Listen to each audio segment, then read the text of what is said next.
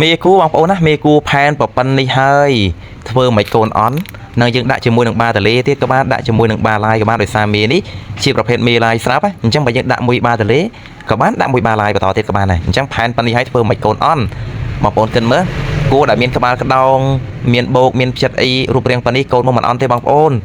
ហើយមេគូនេះគឺផើម4ខែជាងបងប្អូនណាសម្រាប់ការឆ្លាញ់អាចតាក់ទងបានតាមរយៈលេខទូរស័ព្ទ0 9 កុដ858325និង0 9 9 35 85និង35ខ្ញុំបាទនៅខាងកំពតបងប្អូនណាខាងជាងផ្សារព្រៃថ្នចម្ងាយ100 ម៉ែត្របងប្អូនទាំងអស់គ្នាសម្រាប់បងប្អូនទាំងអស់គ្នាដែលជាអ្នកចិញ្ចឹមសត្វមិនថាគោពពែជៀមឬក៏សត្វអ្វីផ្សេងៗទេគឺបងប្អូនទាំងអស់គ្នាអាចសាកដាំជាមួយនឹងពូជស្មៅចំណីសត្វដោយសារពូជស្មៅចំណីសត្វគឺជាប្រភេទស្មៅដែលសម្បូរទៅដោយប្រូតេអ៊ីនហើយនិងវីតាមីនហើយជាប្រភេទពូជស្មៅដែលលូតលាស់លឿនជាពិសេសគឺយើងអាចដាំបានគ្រប់កន្លែងទាំងអស់មិនថាប្រភេទដីទឹកឬក៏ដីគោកនោះទេសម្រាប់ព័ត៌មានសូមបងប្អូនទាំងអស់គ្នាធ្វើការទំនាក់ទំនងខ្ញុំបានតាមរយៈលេខទូរស័ព្ទពីខ្សែគឺ0 9 កុដ858325និង0 9 9 35 85និង35ខ្ញុំបាទមានសេវាសម្រាប់ផ្ញើចេញគ្រប់ខេត្តក្រុងនៅក្នុងប្រទេសកម្ពុជាហើយសូមបញ្ជាក់ពូជស្មៅទាំងអស់នេះគឺជាប្រភេទពូជស្មៅដែលយើងអាចដាំជាគ្រាប់ក៏បានឬក៏ជាប្រភេទពូជស្មៅដែលយើងដាំជាដើមអញ្ចឹងគឺអាស្រ័យទៅលើស្ថានភាពដីរបស់បងប្អូនដូចជាចំណង់ចំណូលចិត្តរបស់បងប្អូនហើយពូជស្មៅទាំងនេះក៏យើងអាចច្នៃធ្វើជាចំណីសត្វផ្សេងៗដូចជាមាន់ទាកង្ហានឬក៏កាដូបានដែរសម្រាប់ព័ត៌មានអត់សូមកុំភ្លេចសូមទំនាក់ទំនងមកខ្ញុំតាមលេខទូរស័ព្ទនៅក្នុងវីដេអូសូមអរគុណសូមជម្រាបលា